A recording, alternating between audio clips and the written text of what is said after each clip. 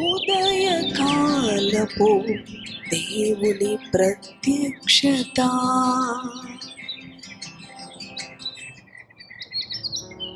Praise the Lord. దేవునికి స్తోత్రం. ప్రభునందు ప్రియ దేవుని బిడ్డలారా, ప్రభు యొక్క అత్యంత కృపను బట్టి మరి యొక్క ఉదయకాల ప్రత్యక్షపు వాక్కులోనికి వచ్చి ఉన్నాము.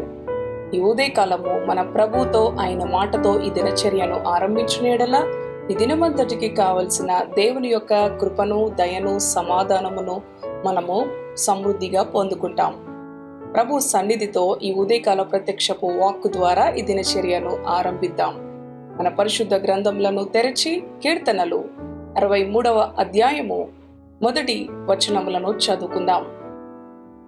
దేవా, నా దేవుడవు నీవే, వేకోనే నిన్ను వెదుకుదును. నీ బలమును నీ ప్రభావమును చూడవలనని పరిశుద్ధాలయమందు నేనెంతో ఆశతో నీ తట్టు కనిపెట్టియున్నాను. నీళ్లు లేక ఎండియున్న దేశమందు నా ప్రాణము నీ కొరకు తృష్ణగొనియున్నది. నీ మీద ఆశ చేత నిన్ను చూడవలెనని నా శరీరము కృషించుచున్నది. హల్లెలూయా. దేవునికి స్తోత్రం. దావీదు భక్తుడు చెప్తూ ఉన్నాడు కదా, వేకునే నేను నిన్ను వెదకెదను అంటూ ఉన్నాడు. ప్రియా దేవుని బిడ్డలారా, ఆయన బలమును ఆయన ప్రభావమును చూడవలెనని ఆశతో దేవుని సన్నిధి పట్ల ప్రభుతో మాట్లాడు విషయములో అవును ప్రభు పట్ల ఎంతో గొప్ప ఆశను వ్యక్తపరుస్తూ ఉన్నాడు. నీళ్లు లేక ఎండిన దేశము ఎలా ఉంటుందో నీ కొరకు నా ప్రాణము తృష్ణగొనుచున్నది. అవును, క్రింద 3వ వచనములో ఉంటుంది కదా, నీ కృప జీవము కంటే ఉత్తమమైనది. అవును ప్రియ దేవుని బిడ్డలారా, ఆ భక్తుడు చూడండి, నా పెదవులు నిన్ను స్తుతించును, నీ కృప జీవము కంటే ఉత్తమము. అవును, ఆయన కృప కొరకు మనము ఈ ఉదయకాలం లేచి కనిపెట్టే వారముగా ఉండాలి. ఎందుకంటే ఆయన కృప జీవము కంటే ఉత్తమమైనది. అవును, మనము కలిగి ఉన్న ఈ ప్రాణము కంటే ఈ జీవము కంటే ఆయన కృప ఉత్తమమైనది.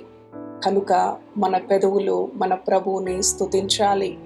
వేకునే లేచి మన ప్రభువుని వెదకాలి. ఆయన బలమును ఆయన ప్రభావమును చూడాలని ఆశ కలిగి మనము ఈ దినచర్యను ఆరంభించినట్లయితే, అవును ప్రియ దేవుని బిడ్డలారా, దావీదు జీవితంలో ఎన్నో అపాయాలు, ఎన్నో ప్రాణాపాయము కలిగిన పరిస్థితులు ఉన్నప్పటికీ కూడా అవును క్షణమాత్రములో మరి ఎన్నో విధాలుగా అంతమొందించాలని దుష్టుడు ఎన్నో విధాలుగా ఎంతో మందిని మరి ఉపయోగించుకున్నప్పటికీ కూడా దుష్టుని చేతిలో చిక్కకుండా దావీదును కాపాడిన రీతిగా ప్రభు నిన్ను కూడా భద్రపరుస్తాడు.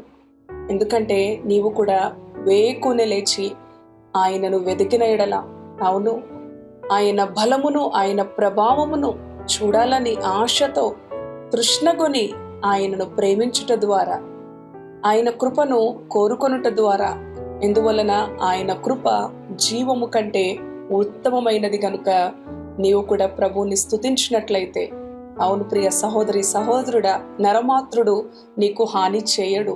ఎవరు కూడా నీకు మరి హాని చేయాలని వారి ఆలోచనలు ఉన్నప్పటికీ ప్రభు నీ పైన ఎలాంటి మరి శోధన, అవును ఎలాంటి హాని, ఎలాంటి కీడు ఆయన రానివ్వకుండా భద్రపరిచే దేవుడు.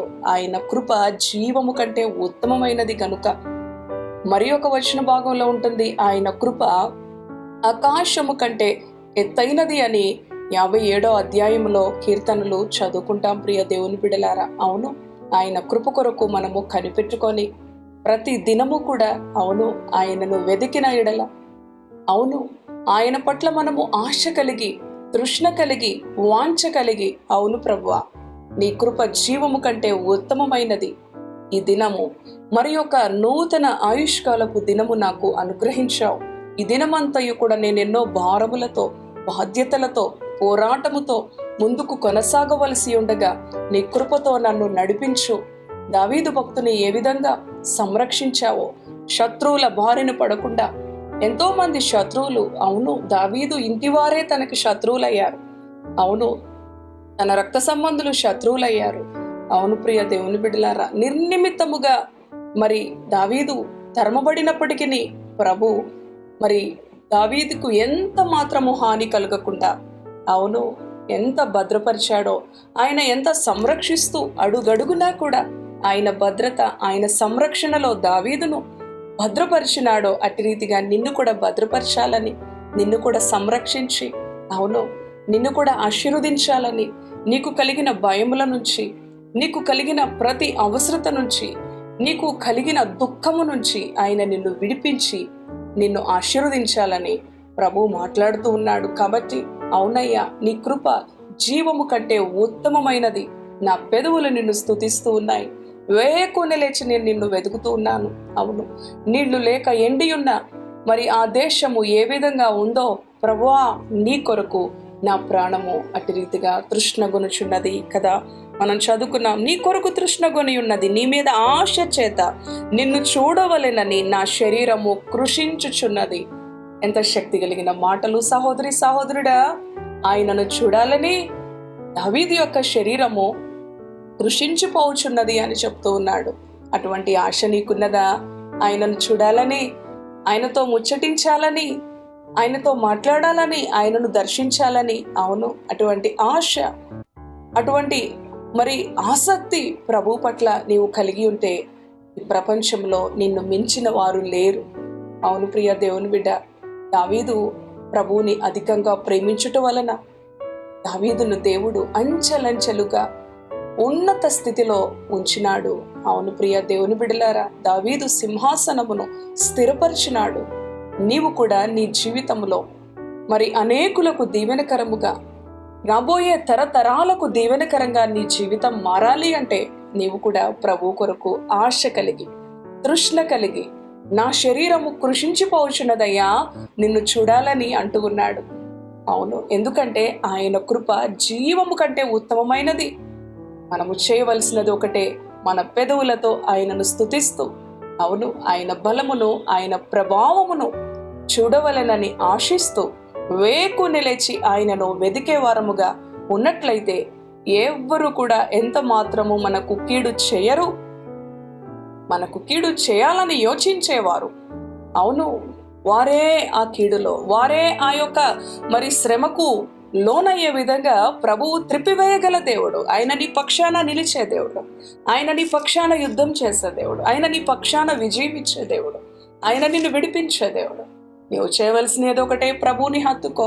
ఎందుకంటే ఆయన కృప జీవము కంటే ఉత్తమమైనది, ఆయన కృప ఆకాశము కంటే ఎత్తైనది. కనుక ఆయన కృప లేకపోతే మనము ఒక్క క్షణము కూడా భూమి మీద బ్రతకలేము. అవును ప్రియ దేవుని బిడ్డ, కాబట్టి ఆయన కృపను, ఆయన దయను, ఆయన సమాధానమును మెండుగా ప్రభు అనుగ్రహిస్తూ ఉండగా ఆయన వాక్కు ద్వారా సంపాదించుకో, సమకూర్చుకో. అవును ప్రభువా, నీ కృప నా జీవము కన్నా ఉత్తమమైనదని ప్రభుని స్తుతిస్తూ ఈ దినచర్యను ఆరంభించు. ఈ దినమంతటికి కావాల్సిన సమృద్ధికరమైన దీవెన, సమాధానం ప్రభు మీకు అనుగ్రహించునుగాక. తలలు వంచండి, ప్రార్థన చేసుకుందాం.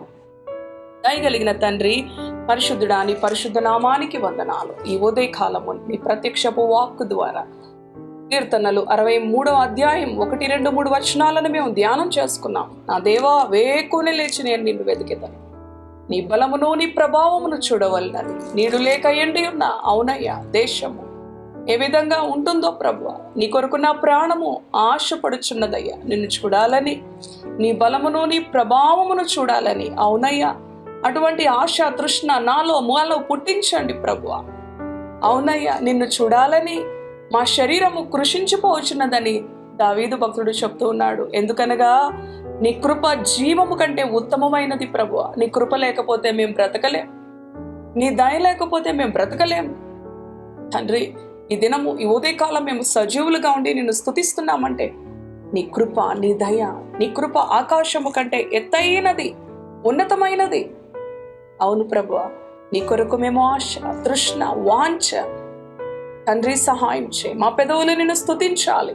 మా పెదవులు ఏ విధంగా సనుగుడు, అవును ప్రభువా, వ్యర్థమైనవి మా నోట వచించక నిన్ను స్తుతించే పెదవులుగా, నిన్ను గణపరిచే పెదవులుగా, నిన్ను ఆరాధించే పెదవులుగా, నిన్ను మహిమపరిచే పెదవులుగా మా జీవితాలను శుద్ధీకరించండి. ఈ ఉదయకాలం ఈ మాటలు విన్న ప్రతి బిడ్డ హృదయాన్ని భద్రపరచండి, శుద్ధీకరించండి.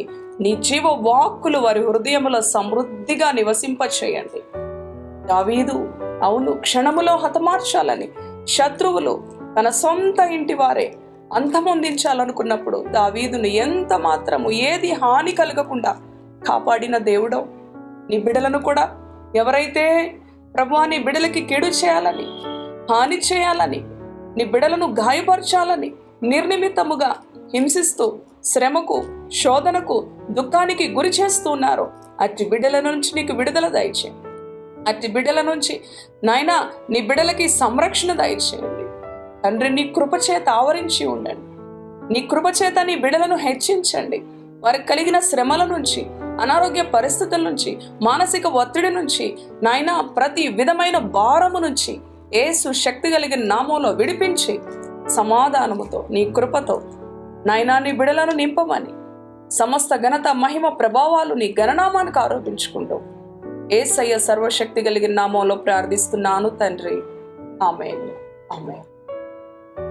Praise the lord. God bless you. Thank you.